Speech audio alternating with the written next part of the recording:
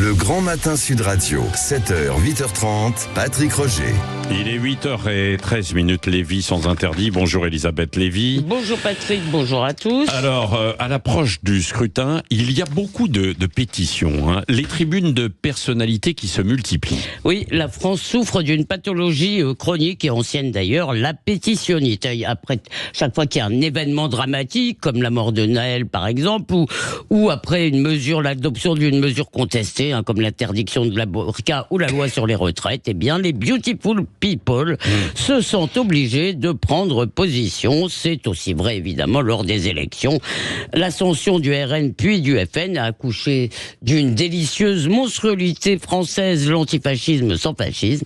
Quoi de plus chouette que de jouer à Jean Moulin sans un nazi à l'horizon. Donc à chaque élection, eh bien évidemment, nous avons le droit à la kermesse. Donc ça n'a pas loupé. Tout ce que notre pays compte de sommités et célébrités, trop urgent de faire savoir au bon peuple qu'elle ne mange pas de ce pain-là, qu'elle ne pactise pas avec la bête immonde. Donc en plus des beautiful people, de DSK à Martin Hirsch, et je ne les citerai pas tous les has-beens de la politique rallient l'armée des castors. Il faut faire barrage, hein, c'est dans tous les journaux, alors surtout Le Monde et Libé qui sont des grands spécialistes. Alors je ne peux pas malheureusement citer tous ces pétitionnaires en 15 jours, en 10 jours, il y en a eu tellement. Encore ce matin, il y a Alice Diop qui explique dans Libé que l'arrivée du RN, du racisme rampant, etc., c'est une question de vie ou de mort.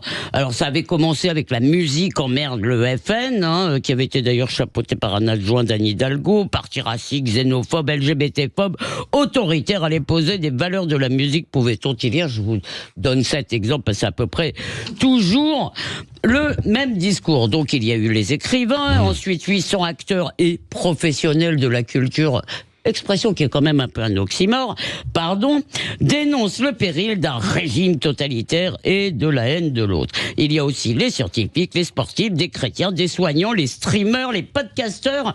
Oui, vous renseignerez pour savoir, Patrick. Sans oublier la communauté des fans de Star Wars. Hein. Tout ce petit monde diffuse le message divin. Alors le point commun à tous ces résistants, hein, c'est qu'ils aiment l'autre. Oui, alors ça, ils aiment l'autre. Ils ont un grand cœur. Enfin, ils aiment l'autre, surtout quand ils pensent comme eux, parce que l'électeur RN n'est visiblement pas un autre convenable. Alors, tout le monde a le droit d'exprimer son opinion, Elisabeth Lévy. Oui, bien sûr, et tout le monde a le droit de trouver ses poses parfaitement ridicules. Elle parle d'un parti qui n'existe pas en réalité. Si vous voulez, quand vous lisez cette tribune, vous ne voyez pas Enfin, vous avez l'impression, toujours avec le même principe, c'est la taquilla, qu'ils font semblant depuis 12 ans. Ils sont forts. Et si ce parti était ce qu'ils disent dans ces tribunes, eh bien, il serait évidemment interdit. On n'aurait pas un parti comme ça en France. Alors, ils ne sont pas idiots, tous ces gens, au point de penser qu'ils vont influencer un seul vote, déplacer un seul bulletin de vote. Donc, ce n'est pas l'objectif. L'objectif, c'est toujours la même chose, c'est de montrer qu'ils sont bons de faire, comme disent les Américains, étalage de vertu. Hurler avec la meute, hein, leur permet d'être invités dans les médias convenables, d'être bien traités dans les dîners en ville. C'est d'ailleurs la preuve que, quels que soient les résultats des élections, l'hégémonie culturelle, elle, n'a pas changé de camp. Alors, ce qui est symptomatique, c'est qu'aucun de ces textes ne pose la question, ne se demande pourquoi il y a des gens, des fous apparemment, ou des salauds qui votent RN. Hein. Les signataires ont l'air tous sincèrement convaincus de leur supériorité morale. Et ça nous montre quoi? Ça nous montre bien finalement des élites fort aises de se voir si progressistes en ce miroir qu'elles se tendent à elles-mêmes et qui regardent avec stupéfaction des ploucs insensibles aux beautés de la diversité culturelle. Alors ce festival un peu fatigant d'héroïsme sans risque et de grands sentiments dopés au mépris de classe, finalement ça ne traduit pas un admirable engagement pour la cité, non, mais le narcissisme moral d'une caste. Ils ne sont pas un remède au malheur français, je veux dire ces textes, hein, je parle pas des gens. Tous ces textes, toutes ces prises de position ne sont pas un remède au malheur français, c'est surtout l'un de ses symptômes. Merci Elisabeth Lévy. Françoise de Gois, qu'est-ce que vous en Oui, pensez vous bah, deux? C'est vrai qu'il y a une folie un peu des pétitions, il y en a beaucoup. Enfin, mais folie. moi, je trouve ça. Moi, j'adore ces périodes justement où il y a des pétitions, parce que vous parlez des pétitions. Je ne suis évidemment pas d'accord avec vous, car je suis plutôt dans le sens de ces pétitionnaires, de ce que je pense de l'extrême droite et de Jordan Bardella et du Rassemblement national. Donc voilà, on n'a pas du tout le même point de vue. Mais je trouve. Alors, je suis pas d'accord avec Elisabeth, parce que je trouve intéressant les pétitions. Il y a aussi des pétitions qui vont dans l'autre sens. Je lisais celle de Pascal Bruckner. J'entends les propos d'un certain nombre d'intellectuels. J'entends les propos de gens, d'artistes qui disent, Pierre Arditi qui dit, pour moi, il y a un signe égal entre le Front populaire et le Rassemblement national. Il y a aussi beaucoup d'artistes qui disent, nous ne voulons pas voter au second tour, ça sera Nini, qui est la ligne proposée hier par Emmanuel Macron. Donc, je suis pas... je sais très bien, vous forcez un peu le trait, c'est normal, Elisabeth, parce que vos chroniques sont excellentes, mais elles sont de votre fenêtre à vous, de ma fenêtre à moi. Je rigole parce que je les trouve un peu caricaturales. Voilà. Alors, non mais ça. Alors d'abord, vous avez raison. Il y a eu quelques chroniques prenant le nini, c'est-à-dire en disant attention. Arditi. Et voilà, Arditi. Sacré, bon, mais sacré personnage. Oui, mais gauche, si vous voulez, il y a quelques chroniques qui prônent le nini. Je crois qu'il y a vraiment assez peu de gens qui ont dit entre LFI et RN. Je voterai RN. Ah si, Klarsfeld, oui, c'est très puissant. non mais attendez, excusez-moi Françoise. Oui, pardon. Je vous assure, c'est pas facile. Klarsfeld, c'était pas une tribune, c'était une prise de position de quelqu'un qui est allé lui tendre un micro. Je veux dire, c'était pas tout à fait ça.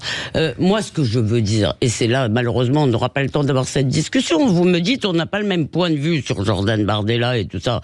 Moi, je suis pas du tout une militante de Jordan Bardella. Ce que je veux dire, c'est que le prendre par le côté fasciste, si vous voulez, me paraît complètement absurde, parce qu'en réalité, vous êtes, je veux dire, certainement, vous avez des sympathies, mais vous êtes aussi capable que moi de voir que le fascisme, ce n'est pas ça. Et surtout, je le répète, si le RN est un parti qui menace les libertés et la démocratie, il doit être interdit. Et je dirais la même chose pour LFI, si vous voulez. Donc, il peut y avoir des gens dans ces partis qui disent des choses tout à fait scandaleuses, et je pense, pour ma part, qu'il y en a plus aujourd'hui à LFI que de l'autre côté. En tous les cas, par exemple, sur l'antisémitisme, l'antiparlementarisme, la violence.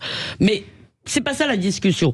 Si ces partis ont le droit de se présenter, c'est qu'ils ne sont pas des partis antidémocratiques.